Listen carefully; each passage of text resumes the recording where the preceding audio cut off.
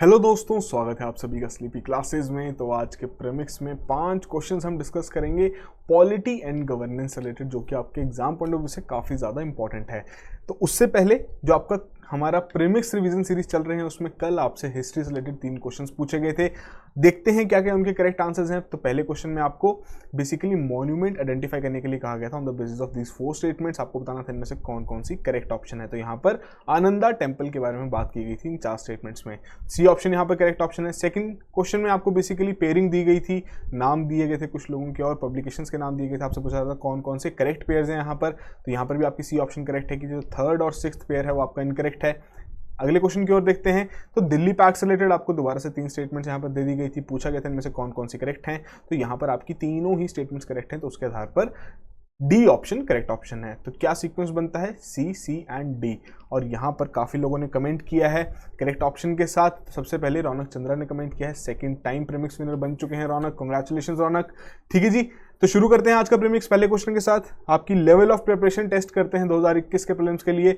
तो पहले क्वेश्चन में आर्टिकल 30 से रिलेटेड आपको कुछ स्टेटमेंट्स दी गई हैं। ठीक है जी, क्या है article 30? Right to establish educational institutions. तो उन 3 स्टेटमेंट्स के आधार पर आपको बताना है कि कौन कौन सी आपकी इनमें से इनकरेक्ट हैं। तो पहली स्टेटमेंट देखते हैं। कह रहे हैं आर्टिकल 30 बेसिकली प्रोवाइड करता है सभी माइनॉरिटीज को कि उनके पास राइट होना चाहिए कि वो एस्टैब्लिश कर सकते हैं और एडमिनिस्टर कर सकते हैं educational institution of their choice. Second में कह रहे हैं जो आपका राइट कन्फर्ड किया गया है, बेसिकली जो माइनॉरिटीज़ को ये राइट दिया गया है आर्टिकल 30 के आधार पर, इसका बेसिक सा आइडिया क्या है, क्या इस यहाँ पर इंटेंशंस हैं कि वहाँ पर माइनॉरिटीज़ को थोड़े एडवांटेजियस पोजीशन पर रखा जा सके, बेटर पोजीशन पर रखा जा सके। थर्ड में कह रहे हैं कि जो कंडीशंस हैं आपकी जो कि इम्पोज की जाएंगी, तो कोई भी इस तरह की कंडीशन स्टेट द्वारा इम्पोज नहीं की जाएंगी to ensure proper utilization of the aid जो कि माइनॉरिटी इंस्टीट्यूशंस को प्रोवाइड की जाएगी। तो 3 स्टेटमेंट्स आपको दी गई हैं, थोड़ा सोचिए इसके बारे में, करेक्ट ऑप्शन मार्क कीजिए, फिर डिस्कस करते हैं इस क्वेश्चन को। तो देखिए इस तरीके के जितने भी हमारे कॉन्स्टिट्यूशन के आर्टिकल्स हैं, क्या उनमें बातें की गई हैं, इनसे रिलेटेड क्वेश्चंस बहुत इजीली यूपीएससी में पूछ लिए जाते हैं। और खासकर जो आपके इस तरीके के डेलिकेट इश्यूज रहते हैं जैसे कि आर्टिकल 30 हो गया, तो यहाँ पर आपको क्या करना है, थॉरली अपने नोट्स को रिवाइज करना है ताकि अगर आपको इस तरीके के क्वेश्चंस आए जहाँ पर कॉन्सेप्ट्स पूछे जा रहे हैं किसी एक पर्टिकुलर आर्टिकल से रिलेटेड, तो आप वहाँ पर करेक्टली मार्क कर सकें। तो उसी तरीके से देखा जाए पहली स्टेटमेंट तो आप ऐसे ही आंख बंद करके बता सकते हैं कि यही आपका आर्टिकल 30 में लिखा भी गया है कि यहाँ पर माइनॉरिटीज़ को राइट दिया गया है कि वो एस्टैब्लिश कर सकते हैं और एडमिनिस्टर कर सकते हैं अपनी पसंद की एजुकेशनल इंस्टीट्यूशंस को। सेकेंड में जो बात की गई है कि जो माइनॉरिटीज़ को ये राइट दिया गया है आर्टिकल 30 के अंदर, तो इसको इंटेंशन क्या है कि माइनॉरिटीज़ को एडवांटेजेस और बेटर पोजीशन पर रखना। तो ये स्टेटमेंट आपकी गलत है। बेसिकली यहाँ पर ये ऑब्जेक्टिव नहीं है। यहाँ पर ऑब्जेक्टिव क्या है कि जो माइनॉरिटीज़ हैं वो मेजॉरिटीज़ के साथ आपके एक तरीके से इक्वालिटी में रहें। ठीक है जी, इक्वालिटी प्रमोट करने के लिए आपका आर्टिकल 30 यहाँ पर लगाया गया है। थर्ड स्टेटमेंट में कहा गया है कि कोई भी कंडीशंस आपकी इंपोज नहीं की जाएंगी स्टेट द्वारा, तो ये भी आपकी स्टेटमेंट इनकरेक्ट है। यहाँ पर स्टेट आपकी कंडीशंस इंपोज कर सकता है और करेगा भी। ठीक है जी, तो क्या पूछा गया था? इनकरेक्ट। सेकंड और थर्ड आपकी इनकरेक्ट है, तो उसी के आधार पर डी ऑप्शन यहाँ पर करेक्ट ऑप्शन है। जैसे कि हम बात कर ही चुके हैं आर्टिकल 30 के बारे में कि आपका बेसिकली जितनी भी माइनॉरिटीज़ हैं, हालांकि वो रिलीजियस हो या लिंग्विस्टिक हो, तो वहाँ पर कुछ राइट्स ग्रांट किए गए हैं। सारी चीज़ें आपको डिटेल यहाँ पर मेंशन की गई हैं। तो बेसिकली यहाँ पर जो कॉम्पनसेशन अमाउंट फिक्स किया गया है स्टेट द्वारा for the compulsory acquisition of any property of a minority educational institution, वो बेसिकली वो उसे रिस्ट्रिक्ट नहीं कर सकती, ना ही वो एब्रोगेट कर सकती हैं उन राइट्स को जो कि उन्हें ग्रांट किए गए हैं अंडर आर्टिकल 30। ठीक है जी, तो बेसिकली जो प्रोविजन था ये ऐड किया गया था 44th अमेंडमेंट एक्ट के आधार पर, जो कि प्रोटेक्ट करता है right of minorities in this regard. और इसी एक्ट के आधार पर बेसिकली जो हमारा फंडामेंटल राइट टू प्रॉपर्टी रखा गया था, तो वो यहाँ से डिलीट कर दिया गया था। इंपॉर्टेंट है, आर्टिकल 31 आपका रिमूव कर दिया गया था। काफ़ी बार वैसे रिवाइज कर चुके हैं हम, पर चलो दोबारा रिवाइज हो गया, सोने पे सुहागे वाली बात है। ठीक है जी, तो बेसिकली जो हमने बात की आपके कि क्या इंटेंशन है यहाँ पर आर्टिकल 30 का, तो बेसिकली जो जजमेंट आपके डिलीवर की गई थी secretary of Malankara Syrian Catholic college case, तो यहाँ पर सुप्रीम कोर्ट ने समराइज किए थे आपके general principles relating to the establishment and administration of minority educational institutions. तो बेसिकली इसमें यही बात रखी गई थी कि वहाँ पर जो मेजॉरिटी हम कह सकते हैं आपकी कम्युनिटीज़ हैं, ठीक है जी, रिलीजियसली या फिर लिंग्विस्टिकली, तो वहाँ उनके साथ इक्वालिटी इंश्योर करने के लिए ही आपका आर्टिकल 30 यहाँ पर बेसिकली बेसिकली इन तरीके के राइट्स आपके मिनॉरिटीज को प्रोवाइड करता है, ना कि उन्हें कोई एडवांटेजेस पोजीशन देने के लिए ये आपका आर्टिकल लगाया गया है।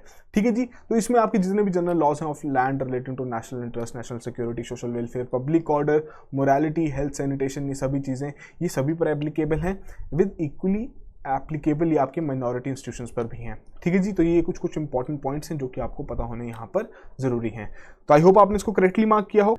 तो अगले क्वेश्चन की ओर बढ़ते हैं। तो यहाँ पर आपको कुछ पेयरिंग्स दी गई हैं, इंपॉर्टेंट केसेस और क्या उनकी रूलिंग्स रही हैं। तो 3 पेयर दिए गए हैं, आपको बताना है इनमें से कौन कौन से करेक्ट हैं, और उसी के चलते 4 कोड्स आपको यहाँ पर प्रोवाइड किए गए हैं। तो इस तरीके की जितनी भी इंपॉर्टेंट केसेस या उनसे रिलेटेड रूलिंग्स रहती हैं, काफ़ी इंपॉर्टेंट रहती हैं प्रीलिम्स के हिसाब से भी और मेंस के आधार पर भी देखा जाए कि आप कोई भी पॉइंट अपना जस्टिफाई कर सकते हैं इन रूलिंग्स के आधार पर।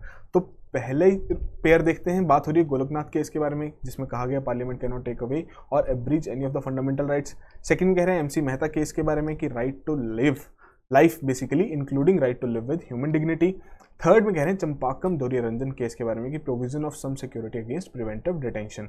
यहाँ पर 3 पेयर्स आपको दिए गए हैं, थोड़ा सोचिए इसके बारे में। फैक्ट बेस्ड क्वेश्चन आपसे यहाँ पूछा गया है, करेक्ट ऑप्शन मार्क कीजिए, फिर डिस्कस करते हैं इस क्वेश्चन को।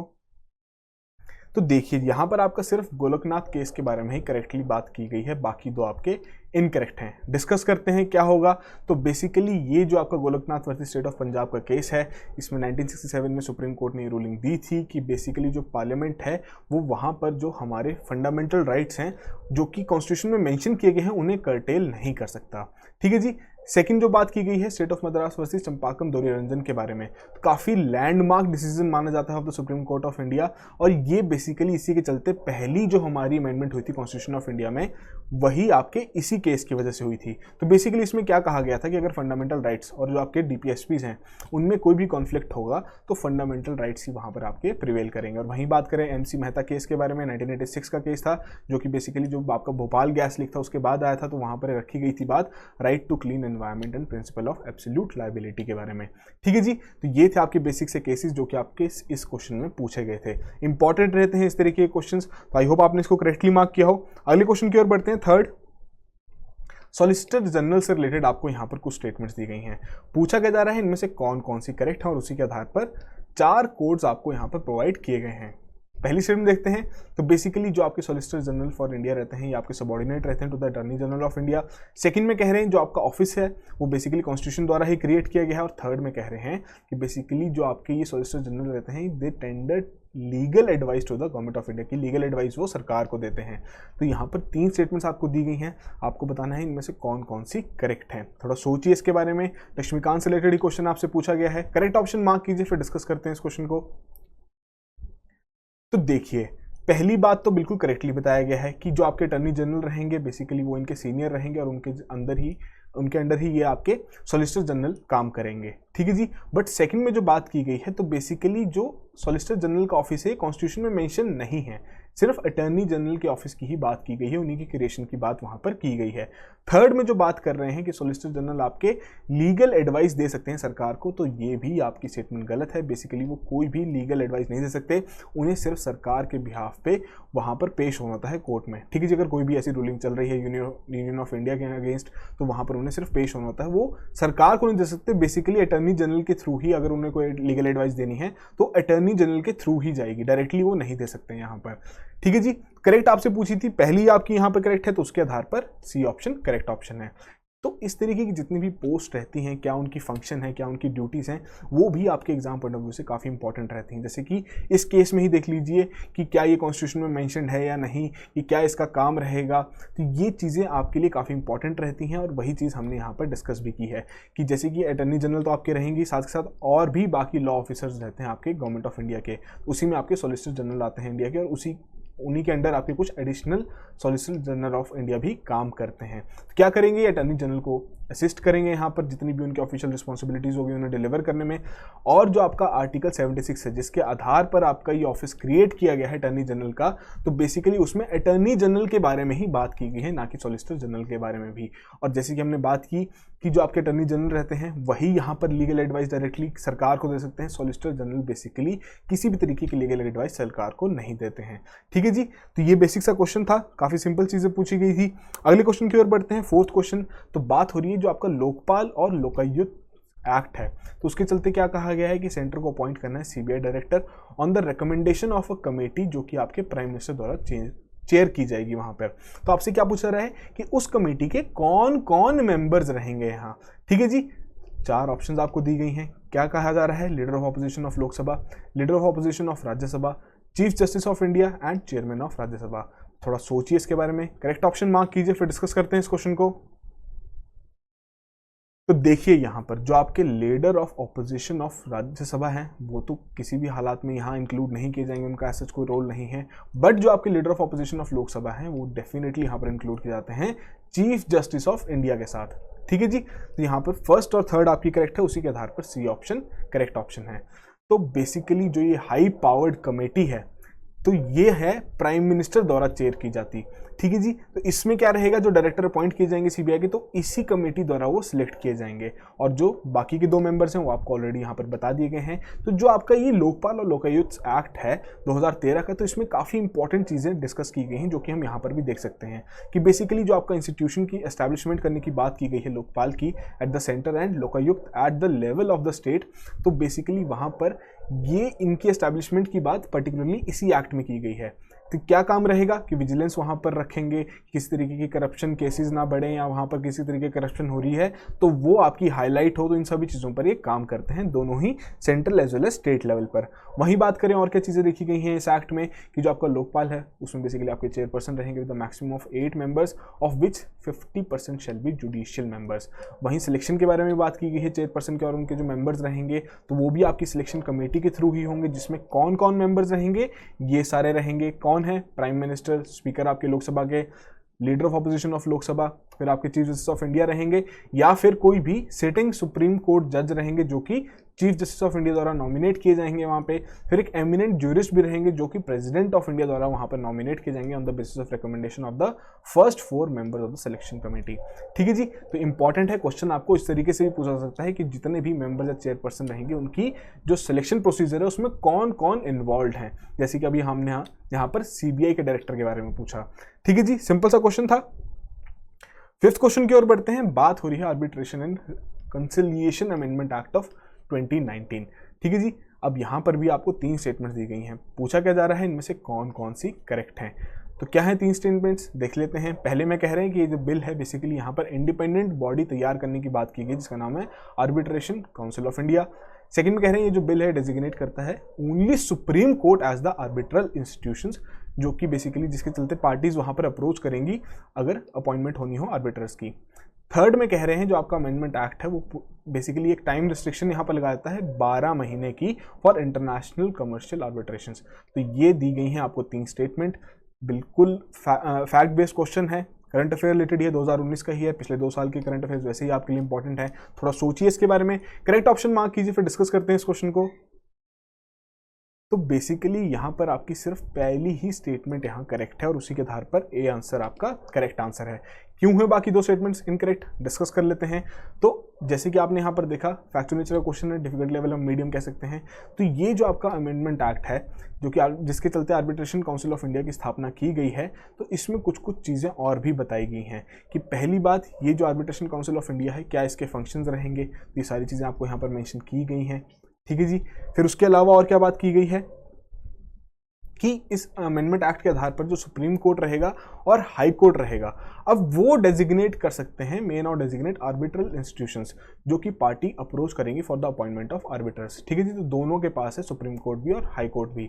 ठीक है जी, अब इंटरनेशनल कमर्शियल आर्बिट्रेशन रहेगा तो वहाँ पर जो भी आपकी बेसिकली इंस्टीट्यूशन डेजिग्नेट की जाएगी तो वो आपकी सुप्रीम कोर्ट द्वारा की जाएगी, और जो डोमेस्टिक आर्बिट्रेशन रहेगी तो appointments will be made by the institution जो कि आपका डेजिग्नेट किया जाएगा by the concerned high court.